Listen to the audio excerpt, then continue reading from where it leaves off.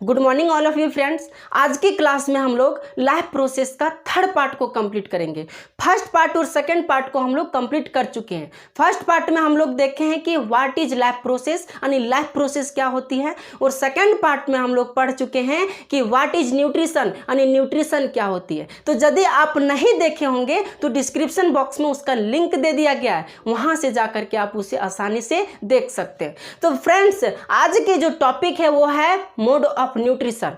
Mode of nutrition में हम लोग समझेंगे कि हमारी इस पृथ्वी पर जितने भी प्राणी रहते हैं, सारे के सारे प्राणी अपना भोजन, अपना फूड कहाँ से प्राप्त करते हैं। जैसे लायन है, लायन अपना फूड कहाँ से प्राप्त करता है। हमारा मनुष्य, जैसे हम लोग मनुष्य हैं, तो मनुष्य अपना भोजन कहाँ से प्राप्त करता है। प्लांट अपना भोजन कहाँ से प्राप्त करता है। तो बहुत सारे लिविंग ऑर्गेनिज्म हमारे इस पृथ्वी पर पाए जाते हैं। तो वे सारे लिविंग ऑर्गेनिज्म अपना फूड कहाँ से प्राप्त करता है, उसके बारे में मुख्य रूप से हम लोग मोड ऑफ न्यूट्रिशन में पढ़ेंगे। तो सबसे पहली बात है कि मोड ऑफ न्यूट्रिशन को 2 टाइप्स में डिवीजन किया जाता है। कितने? 2 टाइप्स में मोड ऑफ न्यूट्रिशन।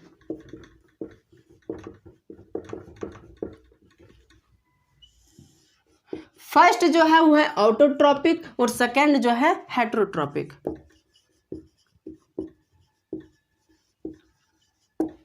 सेकंड जो है हेटेरोट्रॉपिक।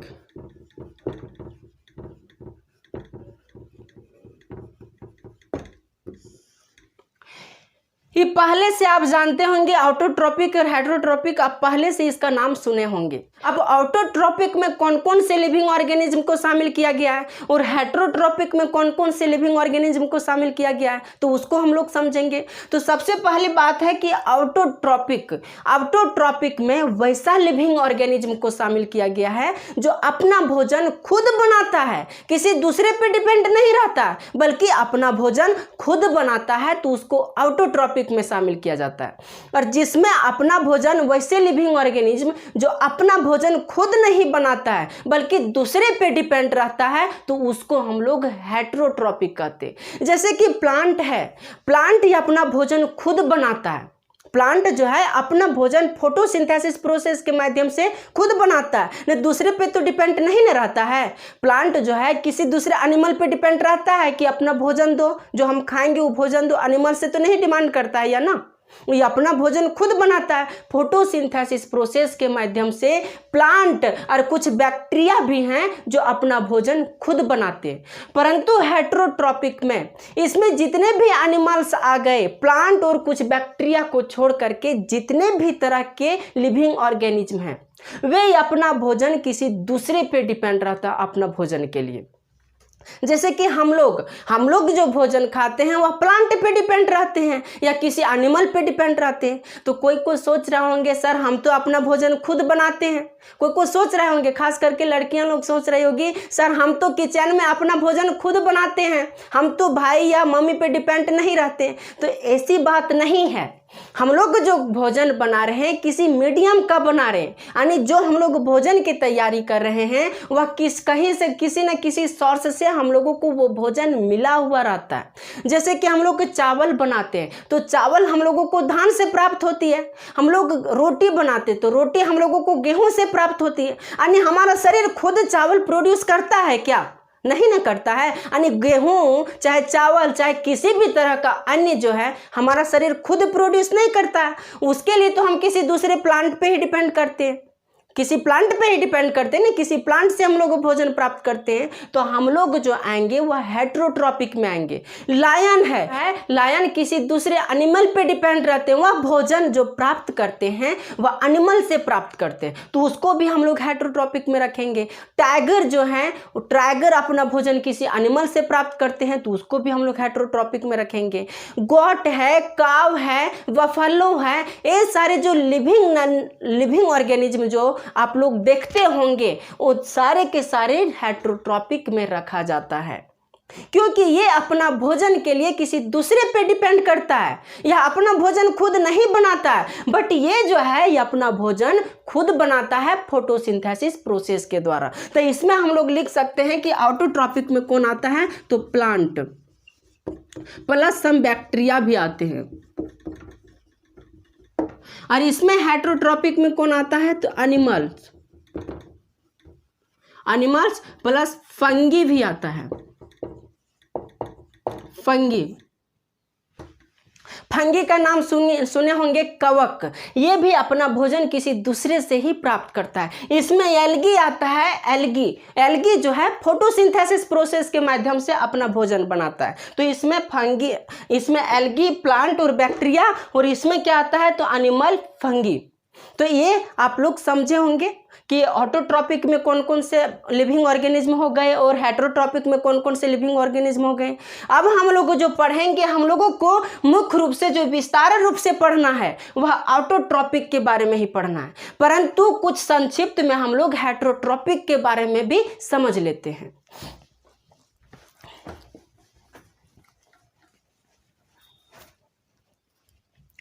तो हेटेरोट्रॉपिक को भी इसके भोजन के बेस पर, यानी जो भोजन ज्ञान किया जाता है उसके बेस पर इसे भी 3 तरह से डिवीजन किया गया है, यानी 3 फॉर्म में डिवीजन किया गया।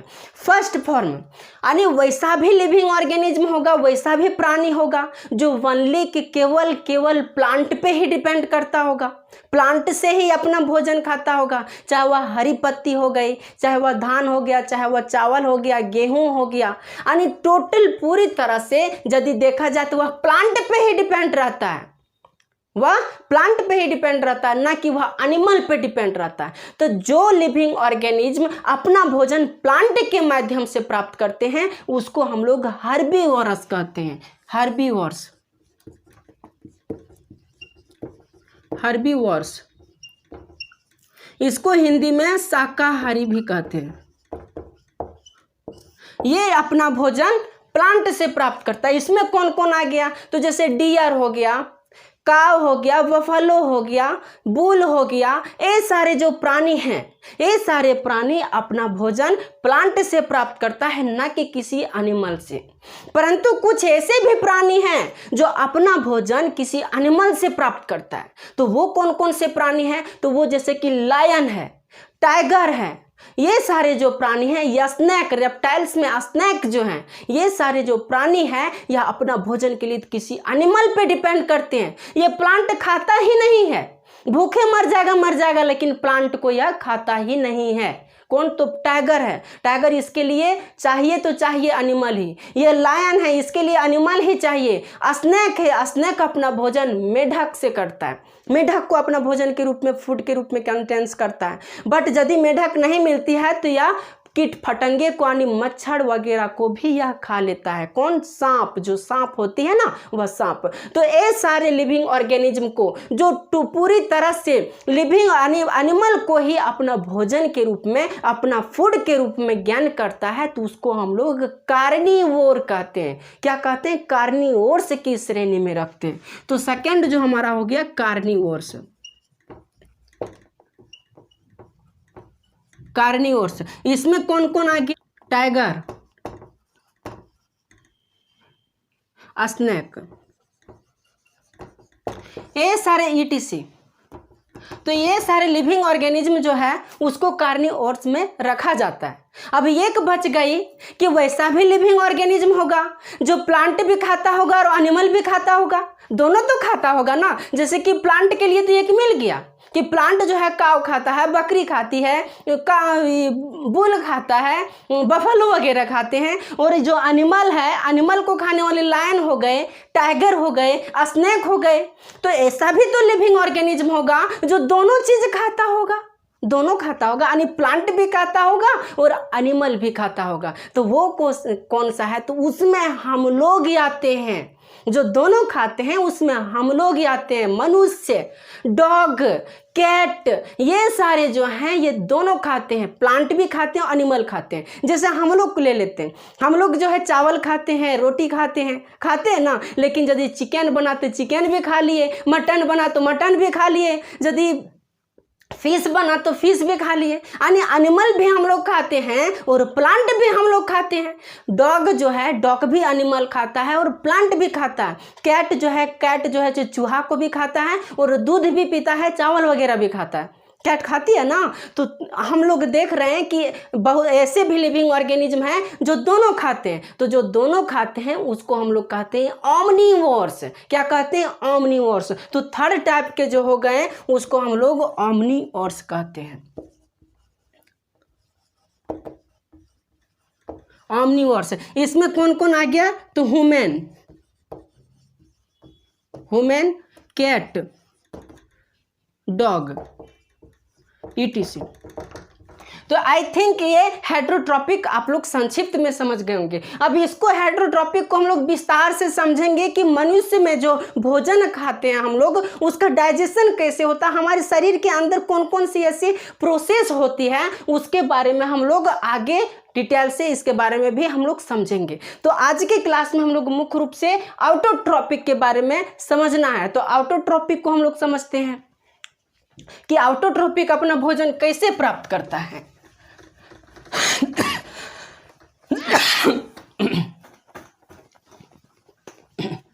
ऑटोट्रॉपिक न्यूट्रिशन में हम लोग समझेंगे प्लांट ये अपना भोजन कैसे तैयार करता है। हम लोग तो ये समझ गए कि प्लांट जो है वो अपना भोजन खुद तैयार करता है, परंतु वह अपना भोजन कौन से ऐसे प्रोसेस के माध्यम से करता है तो उसको हम लोग ऑटोट्रॉपिक में समझेंगे।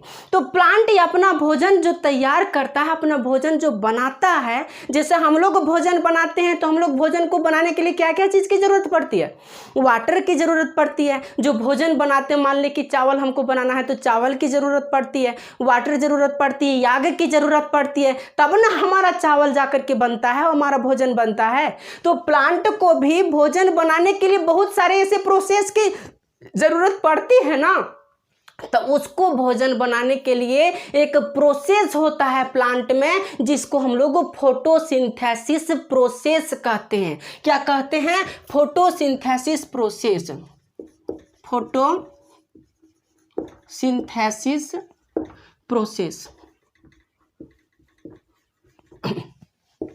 फोटोसिंथेसिस प्रोसेस, इसी फोटोसिंथेसिस प्रोसेस के माध्यम से अपना भोजन खुद बनाता है, किसी दूसरे पे डिपेंड नहीं रहता। अब बात रही कि फोटोसिंथेसिस प्रोसेस में प्लांट को क्या क्या चीज़ की ज़रूरत पड़ती है, कुछ तो नीड होता होगा ना इसे भोजन बनाने के लिए। तो इसे भी भोजन बनाने के लिए क्या क्या चीज़ की ज़रूरत पड़ती है? तो वाटर की ज़रूरत पड़ती है।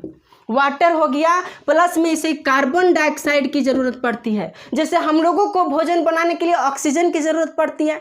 जब ऑक्सीजन नहीं रहेगा तो आग जलेगी? आग नहीं जलेगी। तो इसे भी भोजन पकाने के लिए ऑक्सीजन नहीं बल्कि कार्बन डाइऑक्साइड की ज़रूरत पड़ती है। और क्या ज़रूरत पड़ती है? तो सनलाइट की ज़रूरत पड़ती है।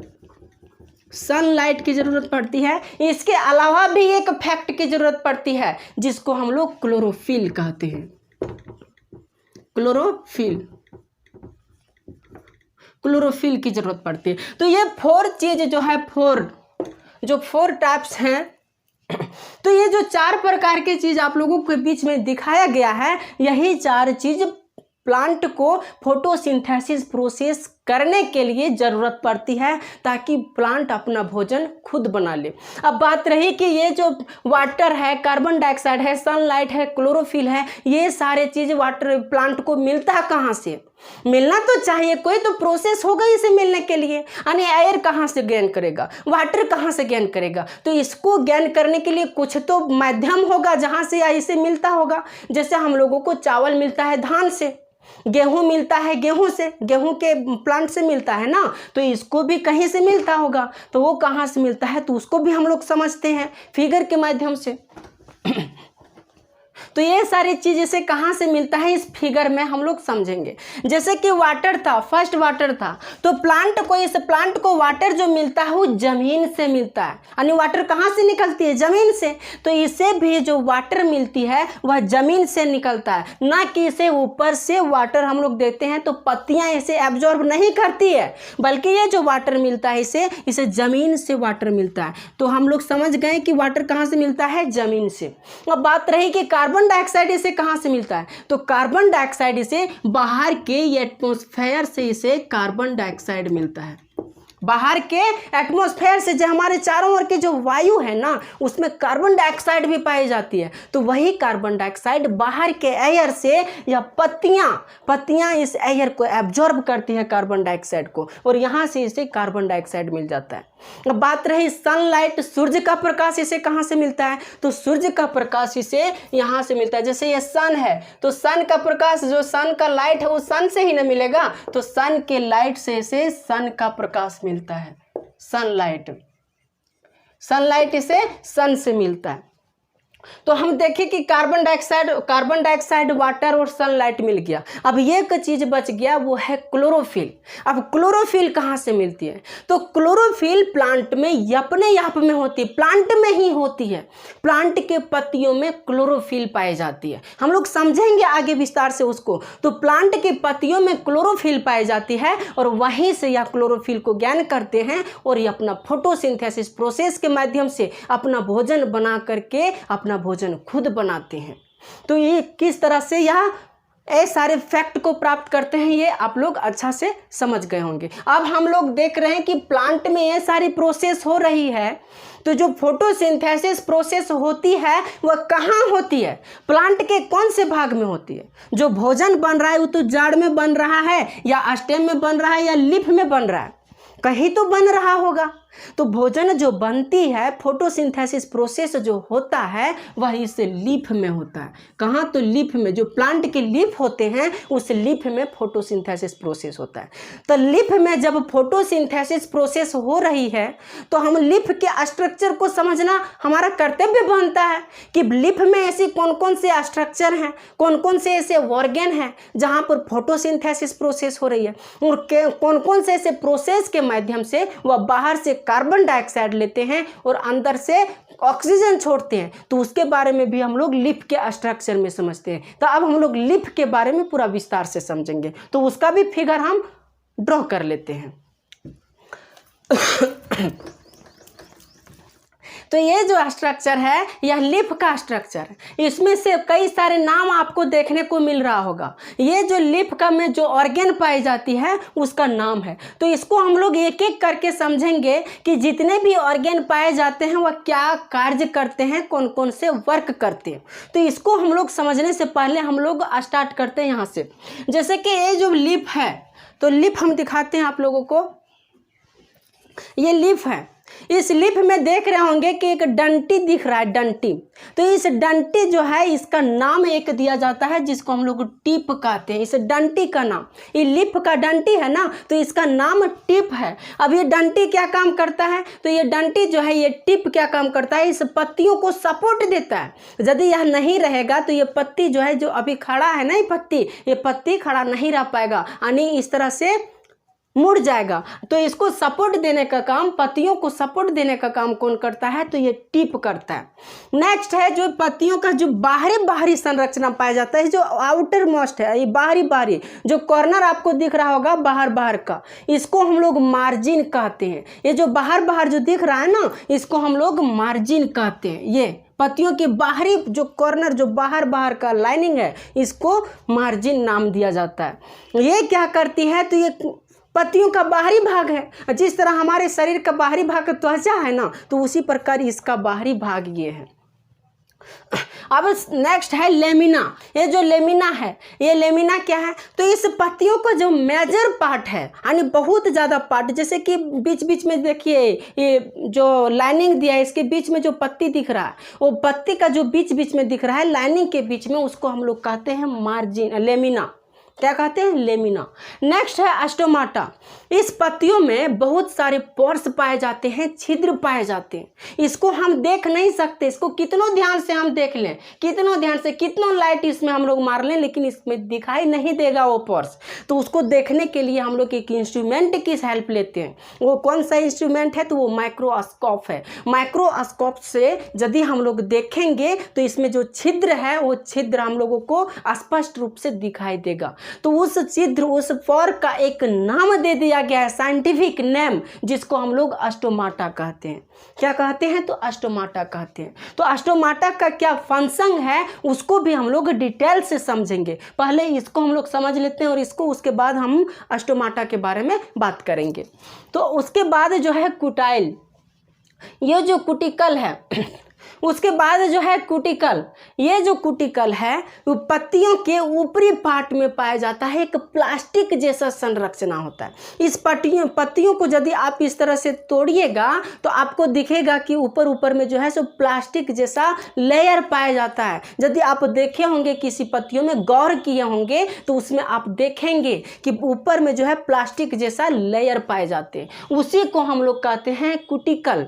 ये क्या फंक्शन करती है? तो ये पत्तियों का आउटर पार्ट है। ये पत्तियों का आउटर पार्ट है, यानी पत्तियों के ऊपरी भाग में रहता है।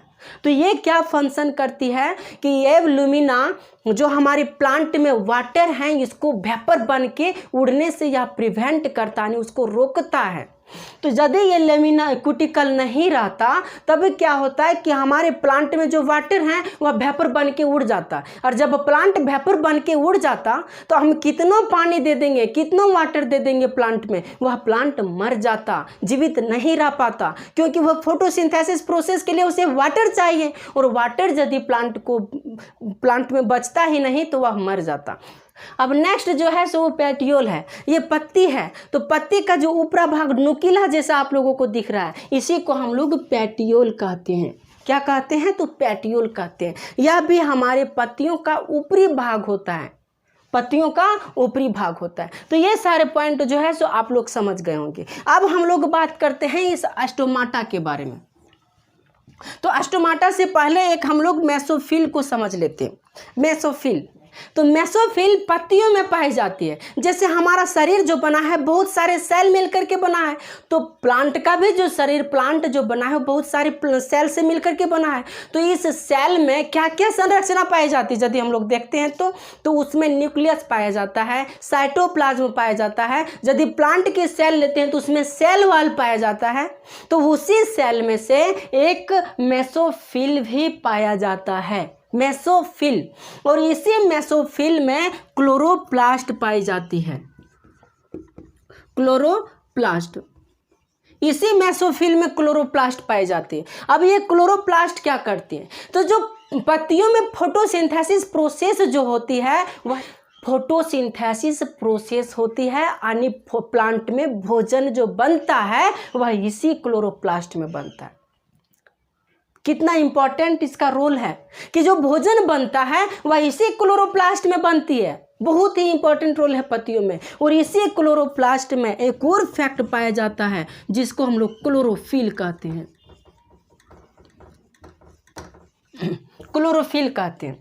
और ये क्लोरोफिल क्या करती है? जो पत्तियों में पाई जाती है, तो यही क्लोरोफिल की वजह से पत्तियों का जो कलर आपको ग्रीन कलर दिख रहा है इसी क्लोरोफिल की वजह से दिख रहा है।